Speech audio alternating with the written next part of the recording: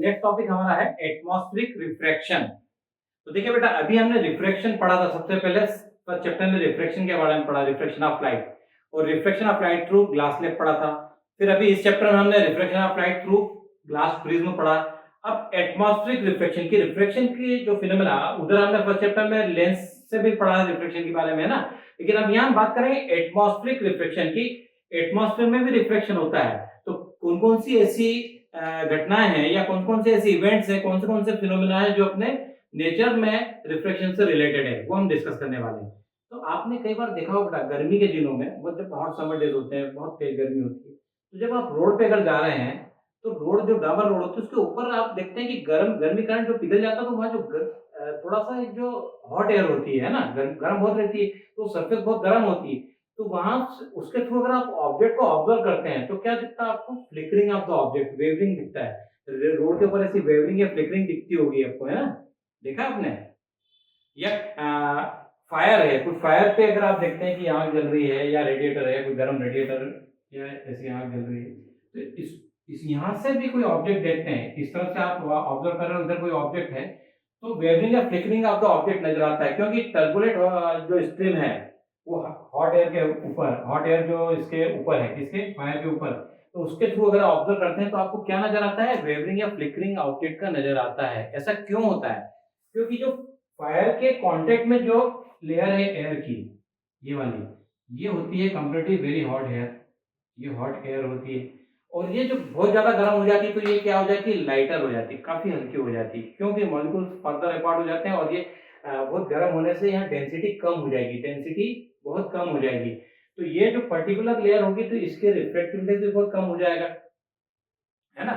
और ये किसके कंपैरिजन में? कि इसके ऊपर वाली अगर लेयर की बात करते हैं, उसके कंपैरिजन में ये लाइटर हो जाती है, और ये इसके कंपैरिजन में हेवियर है, और इसको अगर बात करें तो इसके कंपैरिजन में ये लाइटर है। ऐसे जैसे जैसे डिस्टेंस बढ़ता जाएगा फायर से, तो एयर की जो लेयर्स हैं उनका भी डेंसिटी भी वेरी करती चली जाएगी।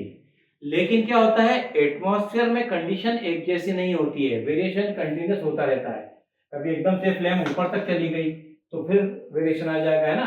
तो ऐसा होता है ना। तो और ऊपर सनलाइट भी तो है, वो सन से भी तो हीटिंग इफेक्ट होता है इंफ्रारेड के कारण। तो ये क्या होता है, एटमॉस्फेरिक कंडीशन कभी भी स्टेशनरी नहीं होती है, वो हमेशा कंटिन्यूसली चेंज होती थी, वेरी वेरी करती रहती है। तो इस कारण से क्या होता है, फ्लिकरिंग या वेवरिंग ऑब्जेक्ट की हमको नजर आती है, और ये अल्टीमेटली रिफ्लेक्शन का ही एग्जांपल है, एटमॉस्फेरिक रिफ्लेक्शन का। अब कैसे होता है, तो देखिए अपन बात करते हैं, एग्जांपल लेते हैं रूटीन लाइफ में। आप नाइट में देखते हैं स्टार को, देखिए, तो यहाँ पे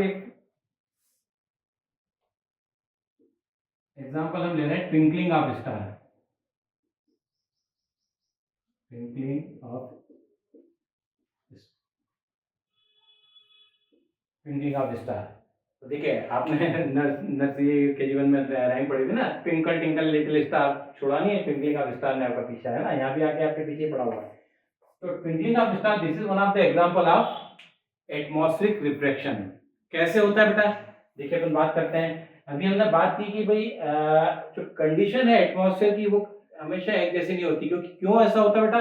कि रिफ्लेक्टिव इंडेक्स जो है डिफरेंट लेयर्स का एटमॉस्फेयर में, क्योंकि अपना जो एटमॉस्फेयर है, अगर पूरा अर्थ के ऊपर जो एटमॉस्फेयर है, तो अगर आपने छोटी क्लास में पढ़ा होगा, ये डिफरेंट लेयर्स में हमने डिवाइड किया हुआ इसको, स्ट्रेटोस्फीयर, मेसोस्फीयर, आयोनोस्फीयर, है ना। तो ये जो लेयर्स होती है, इन सब लेयर में डेंसिटी भी वेरी करती जाती है। अगर अर्थ से ऊपर की तरफ जाएंगे एटमॉस्फेयर में, तो वेरिएशन होगा डेंसिटी में। वो क्यों होता है? क्योंकि एटमॉस्फेरिक कंडीशन एक जैसी नहीं होती, तो कंटिन्यूस वेरिएशन होता है। तो डेंसिटी के वेरिएशन के कारण क्या होगा? रिफ्लेक्शन इफेक्ट भी डिफरेंट होगा। तो अगर हम बात करते हैं कि अभी जो एग्जांपल फायर वाला लिया, तो सबसे पहले नीचे जो फायर के कांटेक्ट में लेयर है, उसकी डेंसिटी सबसे कम है। फिर ऊपर गए तो कंपैरेटिव हेवियर मॉलिक्यूल्स होंगे एयर के, वहां पे लाइट कंपैरेटिव हेवियर है, तो उसकी डेंसिटी बढ़ गई, और ऊपर गए डेंसिटी बढ़ी। तो जब रे ऑफ लाइट जो है वो रेयर से डेंसर में जाती है, तो बेंड टुवर्ड द नॉर्मल। तो यही कंडीशन है स्टार के लिए। अगर बात करें कि एक स्टार है, और इसको एक ऑब्जर्वर अर्थ से ऑब्जर्व कर रहा है, ऑब्जर्वर है अर्थ पे खड़ा है, और ये इसने देखा कि एक स्टार है, स्टार लाइट जो है, ये स्टार से जो लाइट चल रही है, तो ये क्या होती है? It suffers multiple reflection. जो star light coming from the star, it suffers multiple refraction reaching to the observer on the earth. जो अर्थ पे जो ऑब्जर्वर है तो वहां तक जाने जाते जाते काफी रिफ्लेक्शन होते हैं और डिफरेंट लेयर्स होती हैं, बहुत सारी लेयर्स हैं। तो ये क्या होती है, कंटिन्यूसली जो रिफ्लेक्टेड रे वो नॉर्मल की तरफ बेंड होती चली जाती है और फाइनल रे ऑफ लाइट जो ऑब्जर्वर के आई में इंटर करती है, अगर इसको मैं पीछे की तरफ बढ़ाता हूँ, ये स्टार यहाँ पे है और S dash, final ray of light को अगर पीछे बढ़ाते हैं तो स्टार की पोजीशन आपको कहाँ दिखती है, एस डैश पे। मीन्स एक्चुअली जो स्टार लाइट स्टार से आती है, ऑब्जर्वर के आई में एंटर करती है और जब उसको एक्सटेंड किया तो अपने को क्या लगता है, that star light is coming from S dash. Means position of star S appears eight S dash. उस स्टार की पोजीशन है वो एस डैश पे दिखती है ऑब्जर्वर को। एक्चुअल पोजीशन कहाँ है, एस पे, लेकिन अपरेंट पोजीशन है वो एस डैश है। तो ये अपरेंट पोजीशन जो स्टार की है, अपरेंट पोजीशन में जो अपेयर होती है, जो दिखती है, वो अपरेंट पोजीशन भी हमेशा चेंज होती रहती है, एक जैसी नहीं रहती है। अभी आपको वहां दिख रही है, means it appears slightly higher than that of its actual position. जो जिस हाइट पे वो स्टार है उससे भी ऊंचाई पे वो स्टार की पोजीशन नजर आती है ऑब्जर्वर को, है ना। क्लियर है बेटा। ये क्यों होता है बेटा, एटमॉस्फेरिक रिफ्लेक्शन के कारण। की रिफ्लेक्शन जो हो रहा है वो कंटिन्यूसली रिलेटिव डेंसर में हो रहा है, तो बेंड जो हो रही है वो हमेशा ऑब्जर्वर तक पहुंचते पहुंचते काफी ज्यादा बेंड हो जाती है। और जो फाइनल रे इंटर करी उसको अगर हमने बढ़ाया तो वो अपने को एस डैश से आती हुई लगती है, तो एस डैश पे उसकी अपरेंट पोजीशन दिखती है, अपरेंट इमेज दिखती है। ठीक है, ये रिफ्लेक्शन के कारण हो रहा है। अब ये जो पोजीशन एस डैश है ये भी फिक्स नहीं है, ये अपरेंट पोजीशन भी चेंज होती रहती है। क्यों, क्योंकि condition of atmosphere is not stationary, अपन ने बात की। और अभी हमने जो ये आपको मैं वेवरिंग और फ्लिकरिंग वाला जो एग्जांपल समझाया मैंने पूरा, वेरिएशन कैसे होता है। तो टेम्परेचर में भी कंटिन्यूस एटमॉस्फेयर में वेरिएशन आता है डिफरेंट लेयर्स में, तो डेंसिटी वेरी करती जाती है। और condition of atmosphere is not stationary, it goes on varying continuously. तो जो starlight coming, then position of that starlight coming, that is also going to be changed। और इससे क्या होता है, apparent position of the star also goes on changing, it also goes on changing due to changing condition of the atmosphere। तो क्या होता है, apparent position of the star also fluctuate, वो भी हमेशा fluctuate होती है। क्यों होती है बेटा, समझ रहे हो क्यों होती है फ्लक्चुएट, क्योंकि एटमॉस्फेयर की कंडीशन चेंज होने से वो पोजीशन फ्लक्चुएट होती रहती है स्टार की। तो अब क्या होता है, जब ये कंडीशन एक जैसी नहीं है, स्टेशनरी नहीं है, फ्लक्चुएट हो रही है, तो उस स्थिति में क्या होता है बेटा, कि जो लाइट स्टार लाइट जो आ रही है वो it is varying slightly due to change in the atmospheric condition. और इस कारण से position of star appears to fluctuate and star light entering the eye, जो हमारे आई में इंटर होती है वो भी फ्लिकर होती है। तो क्या होता है, समटाइम जो है वो स्टार अपने को ब्राइटर दिखाई देगा, समटाइम वो फेंट दिखाई देगा, कभी एकदम तेजी से चमकता हुआ और कभी एकदम से डिम हो जाएगा। तो ये जो ब्राइटर और डिम होता है वो फ्लक्चुएशन के कारण हो रहा है, ये फ्लक्चुएशन हो रहा है पोजीशन का उसकी, और फ्लिकरिंग हो रहा है साथ में, है ना, क्योंकि एटमॉस्फेरिक कंडीशन के चेंज होने से। तो इस कारण से वो कभी ब्राइट दिखता कभी फेंट दिखता। तो ये फ्लक्चुएशन और ब्राइट डिम जो होता था, तो इसलिए ये इस फ्लक्चुएशन के कारण और जो ब्राइटनेस और डिम आती है, क्योंकि एकदम से कभी पास नजर आया कभी दूर, तो ये ब्राइटनेस और पेंटिंग दिखेगी और इस कारण से स्टार ट्विंकल करता है नाइट में। This is the twinkling effect of star during the night.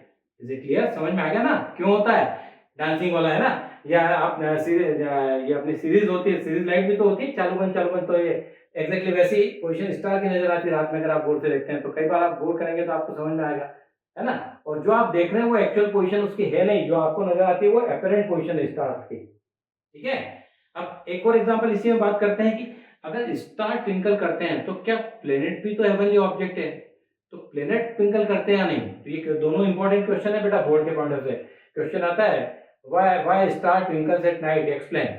ये क्वेश्चन आता है इस तरह से, तो ये एक्सप्रेशन देना एटमॉस्फेरिक रिफ्लेक्शन वाला, कि कंडीशन इज नॉट स्टेशनरी और क्यों होता है, सर आपको जो मैंने अभी एक्सप्लेन किया है पूरी एक्सप्लेन कर देना है आपको। और अब प्लेनेट जो है, क्या प्लेनेट भी ट्विंकल करते हैं या नहीं, बोलो बोलो यार, ये समझ के आया तो चलिए मैं बताता हूँ आपको कि प्लेनेट के लिए क्वेश्चन आता है कि तो why don't planet twinkle at night, कि स्टार तो ट्विंकल करते हैं, प्लेनेट भी हेवनली ऑब्जेक्ट है लेकिन वो ट्विंकल नहीं करते नाइट में।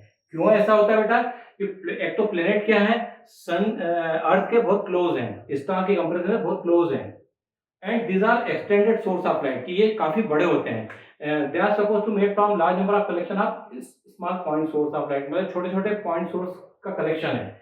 तो जब लाइट प्लेनेट से आती है, और बहुत सारे जो प्लेनेट्स हैं, प्लेनेट जो है बहुत सारे छोटे छोटे पॉइंट सोर्स से मिलकर बना हुआ है, तो इन सबसे आने वाली जो लाइट है, तो जो वेरिएशन होता है, variation of light coming from the all this point source, this average out to be zero.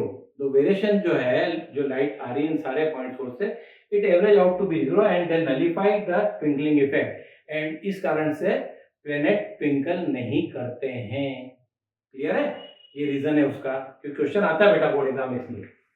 फिर एक एग्जांपल और है, that is also very interesting example, advance sunrise and delayed sunset, that is also one of the example of atmospheric refraction. कैसे होता है बेटा? हम बात करते हैं कि अगर सनराइज करता है, मैं जानता हूँ आप कितने बच्चे आप में से उठ जाते होंगे सनराइज के टाइम पे? मैक्सिमम नहीं उठते होंगे, है ना। स्कूल जाना तो भी स्कूल का टाइम है, उसके आधा घंटा 1 घंटा पहले नहाने धोने का, अपना जो फ्रेश होने का टाइम है उसके अकॉर्डिंग। लेकिन अगर कभी उड़ जाओ तो आप देखना, सनराइज से अगर पहले उड़ जाते हो तो आप देखना छत पे जाके, या जहाँ भी खुले ग्राउंड में अगर आप पहुंच जाके देखें, तो जो सनराइज होता है तो क्या होता है, sun appears earlier than it rises completely, मतलब पूरा राइज होने से पहले, पूरा उगने से पहले आपको नजर आने लगता है। और यही कंडीशन आपको जब सन सेट होता है, तो सन सेट होने के बाद भी थोड़ी देर तक आपको नजर आ जाता है, जबकि वो कंप्लीटली सेट हो चुका है, डूब चुका है। सेट होना में डूब गया है ना, तो वो डूब जाता है, उसके बाद भी थोड़ी देर तक आपको सन नजर आता रहता है। और ऐसा क्यों होता है? It is because of atmospheric refraction. इसका रीजन क्या है? Atmospheric refraction. कैसे होता है बेटा, समझेंगे हम, कि सन जो राइज करता है, तो राइज होने से पहले ही आपको दिखने लगता है, और कितनी देर पहले? 2 मिनट पहले आपको दिखना शुरू हो जाता है। एग्जैक्टली जो राइज करेगा उससे 2 मिनट पहले आपको पूरा सन नजर आने लगता है। और जब सेट होता है, तो सेट होने के भी 2 मिनट बाद तक आपको पूरा सन नजर आता है होरिज़ोन के ऊपर। तो ये रिफ्लेक्शन के कारण होता है, एटमॉस्फेरिक रिफ्लेक्शन के कारण। और इसी के कारण जो 2-2 मिनट दोनों टाइम में है, तो वो राइज के टाइम पे और सेट के टाइम पे, तो 4 मिनट का डिफरेंस आ जाता है ड्यूरेशन ऑफ डे में। ये कैसे होता है देखिए, अपन बात करते हैं। सन जो है वो एग्जैक्टली यहाँ पे है, आपने जस्ट बिलो द हॉरिजॉन, ये सन है। और जो लाइट है सन से वो जो चल रही है, तो वो चलते चलते चलते चलते ऑब्जर्वर तक आई। अर्थ पे एक ऑब्जर्वर है, और ये हॉरिजॉन है। तो position of sun is just below the horizon before rising. Rise होने से पहले उसकी position just below the horizon होगी। तो जो रेज ऑफ लाइट सन से चलेगी, तो वो डिफरेंट लेयर्स को पास करके आएगी सन से अर्थ तक। एंड हमने बात की कि condition of atmosphere is not stationary, it goes on varying continuously, है ना। वो वेरिएशन कंटिन्यूअस होता रहता है डिफरेंट लेयर्स की डेंसिटी में। तो इस कारण से क्या होता है, इस वेरिएशन के कारण रिफ्लेक्शन की कंडीशन भी चेंज होती चली जाएगी। तो light coming from the sun to the observer, it suffers multiple refraction. बहुत सारे रिफ्लेक्शन होते हैं डिफरेंट लेयर्स में, वही अपन ने बात की ना, अलग अलग लेयर्स में ये कंटिन्यूअसली रिफ्लेक्शन होते चले जाएंगे। और जो फाइनल रे ऑब्जर्वर की आई में अगर आती है, अगर इसको मैं पीछे की तरफ अगर बढ़ाता हूं,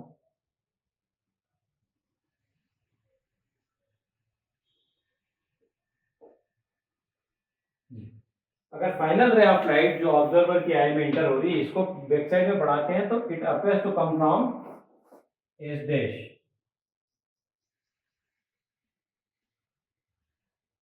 it appears to come from S dash means sun appears little earlier than it rises completely.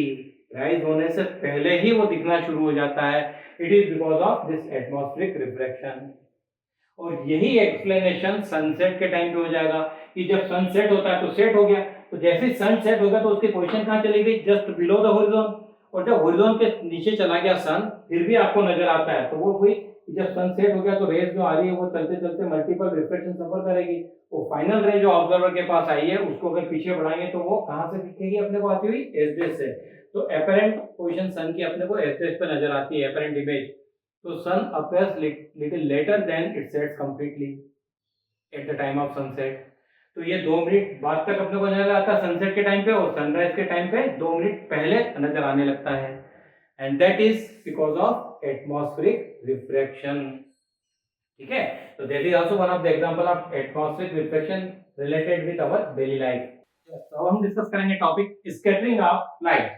तो what is scattering of light? सबसे पहले हम इसको डिफाइन करते हैं बेटा कि व्हाट स्कैटरिंग ऑफ लाइट क्या होता है और कैसे स्कैटर होती है. So the phenomena in which a part of light incident on a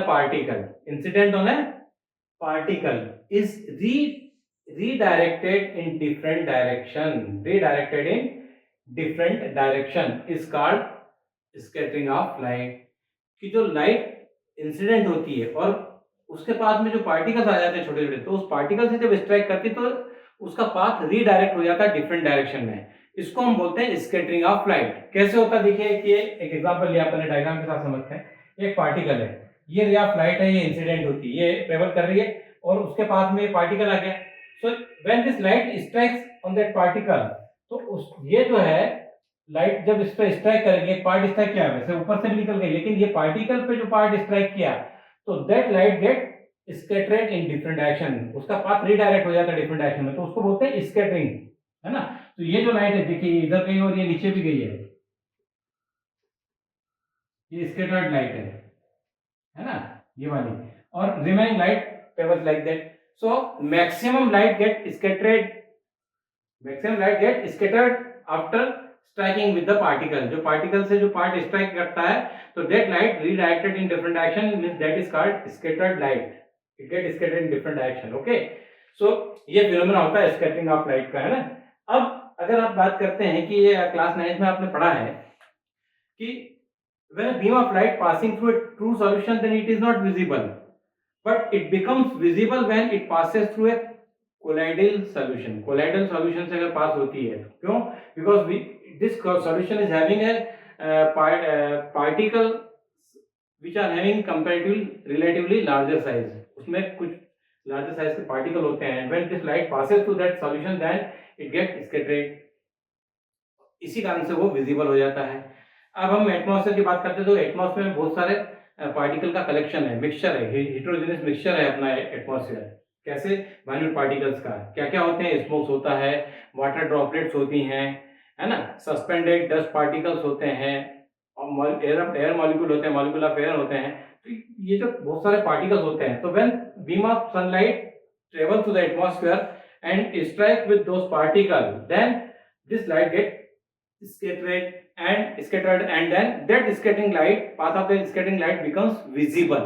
क्योंकि इन माइन्यूट पार्टिकल से जब स्ट्राइक करेगी तो उसका पाथ विजिबल हो जाता है. टिंडल इफेक्ट क्लास 9 में पढ़ा आपने, है ना. क्या होता है उसमें भी कि जब light strikes on those particle then this path become visible, है ना. जब लाइट ट्रेवल करती है और पार्टिकल से स्ट्राइक करती है तो स्कैटरिंग लाइट का पाथ विजिबल हो जाता है. This gives rise to phenomena of Tyndall effect.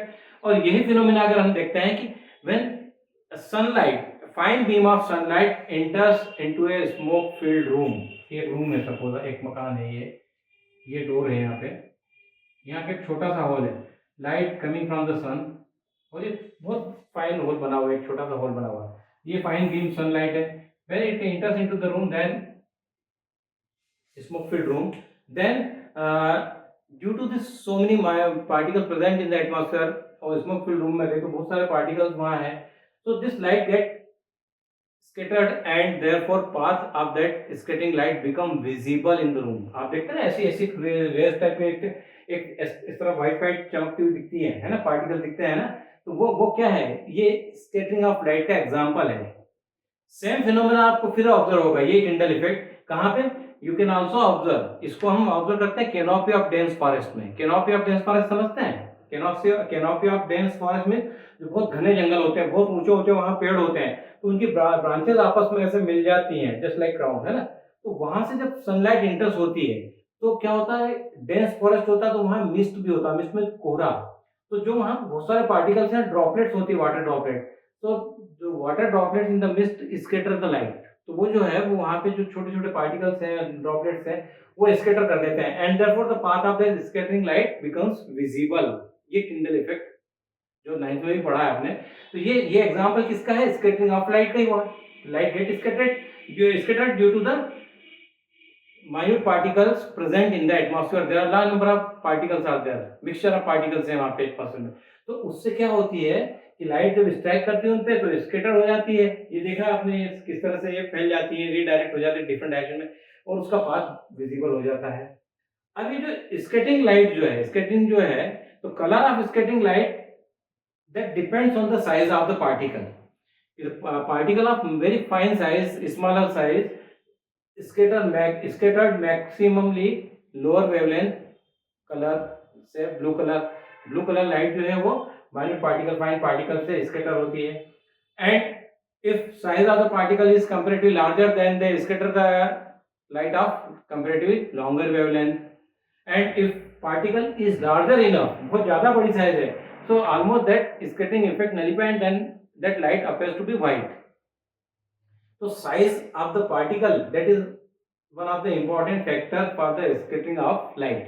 अब कैसे, एक एग्जांपल रूटीन लाइफ से अगर हम बात करते हैं, bluish colour of the sky, why does clear sky appears blue, question भी आता है बोर्ड एग्जाम के लिए, इंपॉर्टेंट क्वेश्चन है, why does clear sky appears blue, explain. तो that is based on the scattering of light. उसका reason क्या है? Scattering of light. कैसे होता है बेटा कि जब लाइट, सनलाइट जो है, एक्चुअली एटमॉस्फेयर में बहुत सारे पार्टिकल्स हैं, minute fine, there are very fine particles are there and size of those particle is even comparatively smaller than that of the wavelength of visible color of the light. visible color कौन से है बेटा? अपन ने dispersion में पढ़ा था, violet to red, जो 7 colours की जो बैंड मिलती है, स्पेक्ट्रम मिलता है, वो सारे 7 कलर्स विजिबल हैं। तो उनमें जो सबसे कम वेवलेंथ किसकी? वायलेट की है। तो उससे भी छोटी साइज के पार्टिकल होते हैं एटमॉस्फेयर में। तो क्या होता है, जब सनलाइट आती है और वो स्ट्राइक करती है पार्टिकल से, तो ब्लू कलर जो है वो प्रीडोमिनेंट कलर है लोअर वेवलेंथ रीजन में। तो smaller particles scattered maximum light of lower wavelength.